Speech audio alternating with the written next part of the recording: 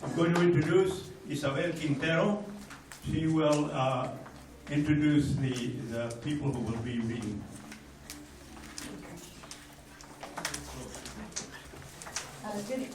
Good evening. I'm Isabel Quintero, and we are going to start off with some spoken word from Michonne Dodson. She is a native of San Bernardino, and she will come up here and share her spoken word. Come on up, Michonne.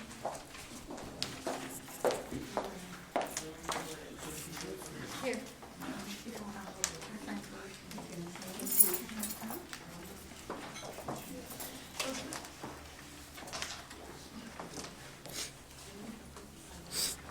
Thank you so much. I'm so grateful for the opportunity to be here. It is African American History Month, and there's so much beauty and talent around. This is actually a piece that I wrote. I'm a beginner at this, and I've been writing and reciting at different venues. This is called Freedom and Struggle, and it really, was my inspiration. Freedom and struggle, is this universally accepted?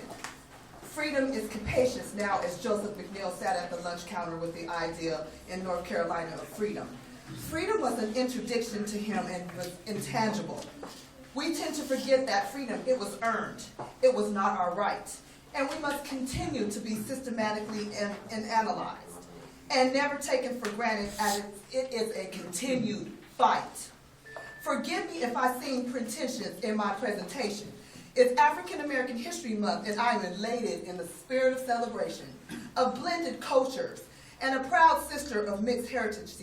We must never forget freedom and struggle for love, law, justice, happiness, and human equality. Nice.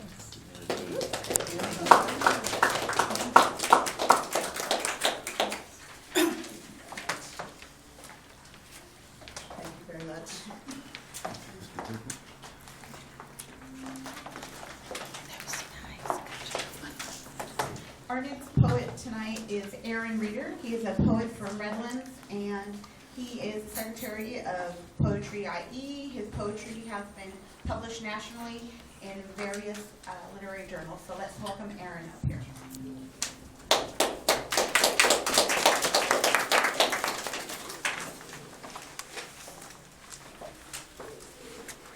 How y'all doing tonight? Good? All right. So, yeah, like Ernie was saying, we had the privilege of coming in and seeing the artwork on display, and it's a very special feeling when you're in here by yourself and there's not very many people. You can really focus on the imagery, and one word that kept coming to my mind was the idea of revolution. And so I have a few poems that I'd like to share with you. This first one is it's called Cocktails. The daughters of revolution, in their fully zipped up purpose, load messages into amber bottles, a liquid mixture of taste, buds that fiend for hope, and sweat that crawled out of a face in protest of their unfair sun. We've created, and its numbered days. The bottles splinter in their hands against the changeless air, out in the soundless siren everyone hears coming from the scorched dirt. It mixes with the messages, a mud solution to riff through.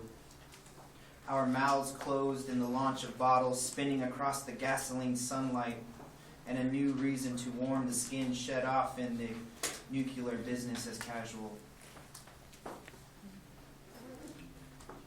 So this next poem is called The Revolutionist.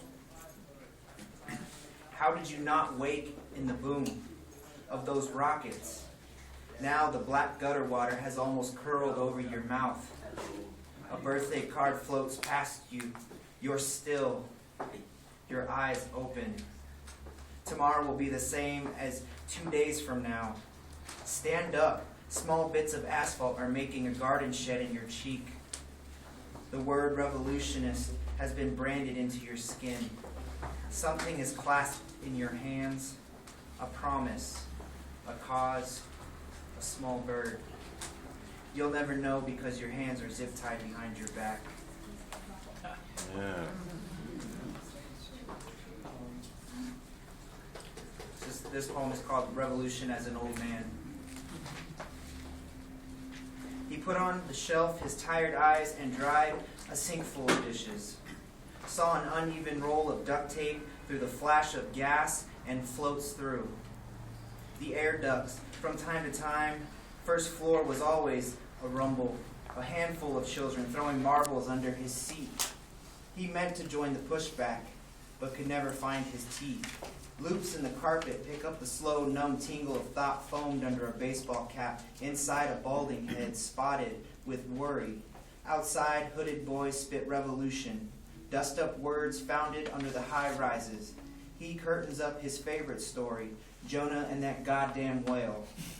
The ending is forever a change. There's a new hole in the curtain. There's a new national anthem written in the bottom ring of a wash tub. He sings a tune from some forgotten sitcom, pulls to the window a chair, pushes the thought of a whiskey release from his tongue, and saws one leg off it. Leaning just 3, takes a seat, mouth trips over the duct tape, binds the wrist to wood. Now he's stuck before the window that reflects revolution, but is clouded by his strung-up Jonah story. So, this is the last one. This is from a poem called The Old Well in the Front Yard. I think this poem is special to me because in order for,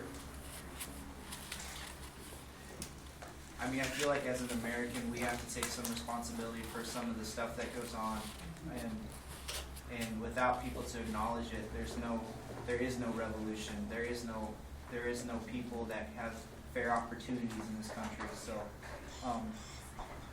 this poem, I guess, represents that for me. It's called House, the Old Well in the Front Yard. The old well in the front yard throws everything back at me. The stars clipped from old cereal boxes, paper-mache planets, the plastic farm of forgotten ants. The old well throws the coins, those wishes used to cover up what I've done to the night sky. All right.